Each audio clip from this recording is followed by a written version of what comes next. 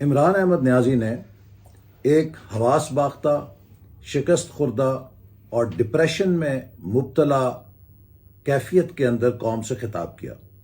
उनकी तकरीर में कुछ नहीं था सवाए उसके जो वो डी चौक के कंटेनर से खड़े किया करते थे।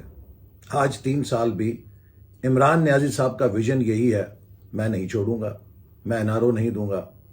और उनकी शिकस्त ने साबित कर दिया है कि वो अपनी जमात के अंदर अक्सरियत खो बैठे हैं।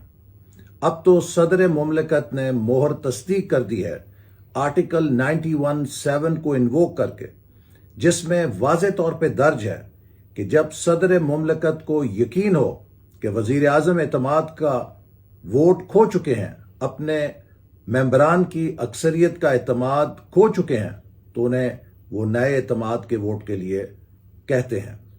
जब वज़ीर आज़म अक्सरियत का एतमाद खो चुके हैं, अगर रत्ती बराबर अखलाकियात होती तो इमरान अहमद न्याजी साहब आप इस्तीफ़ा दे के नया वोट ऑफ कॉन्फिडेंस लेते।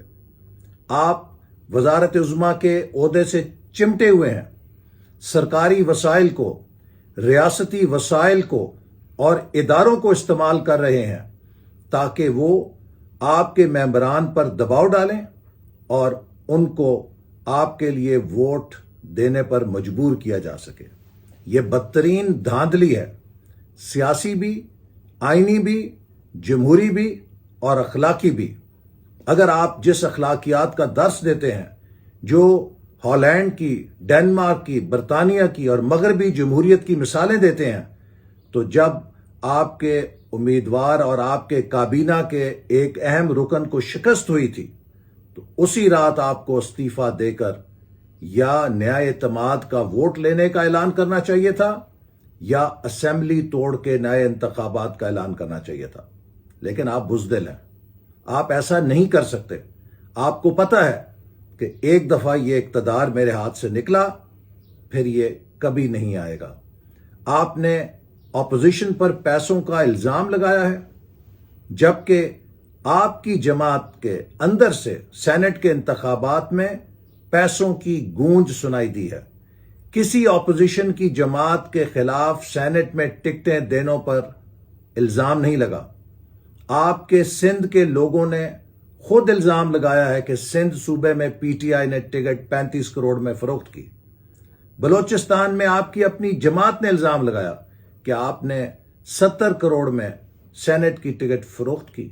आप किस मुंह और जबान के साथ ऑपोजिशन को पैसों का ताना देते हैं?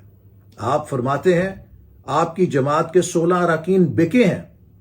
अगर वो हफीज शेख साहब के खिलाफ वोट दें तो वो सौदा करने वाले हैं, लेकिन कल को आपको एतमाद का वोट दे दें तो वो हाजी भी होंगे, अमीन भी होंगे और सादिक भी होंगे।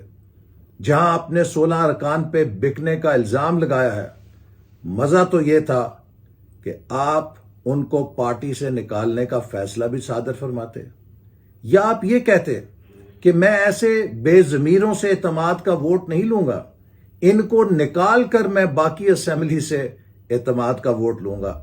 जो आपको वोट दे वो सादिक और अमीन है, जो आपके खिलाफ वोट दे वो सौदा करने वाला है, वो चोर है, वो डाकू है। आपने कहा मैं चोरों को नहीं छोड़ूंगा। हम खैर मकदम करते हैं आपकी इस तकरीर का। आइए आटा चोरों को पकड़िए, आइए चीनी चोरों को पकड़िए, आइए उन चोरों को पकड़िए जिन्होंने दवाइयों को 600 से 800 गुना महंगा करके आम आदमी की पहुंच से दूर कर दिया। आइए उन चोरों को पकड़िए जिन्होंने रातों रात तेल की कीमतें बढ़ाकर करोड़ों अरबों रुपए कमा लिए। आइए उन चोरों को पकड़िए जिन्होंने डॉलर की डिवैल्यूएशन करके रातों रात अरबों रुपए से तिजोरियां भर लीं। आइए उन चोरों को पकड़िए जिन्होंने बीआरटी के जरिए अरबों रुपए का कौम पे डाका डाला। आइए उन चोरों को पकड़िए जिन्होंने यूटिलिटी स्टोर कॉरपोरेशन के अंदर अरबों रुपए आपके मंजूर नजर लोगों के जरिए जेबों में भर लिए। आप कभी नहीं कर सकते, क्योंकि आप एक ड्रामा हैं, आप एक धोखा हैं। आप तकरीरें कर सकते हैं, قوم کو فریب دے سکتے ہیں لیکن کبھی ان اصولوں پر عمل نہیں کر سکتے جن کا آپ لوگوں کو درس دیتے ہیں۔ آپ اکثریت کا اعتماد کھو چکے ہیں۔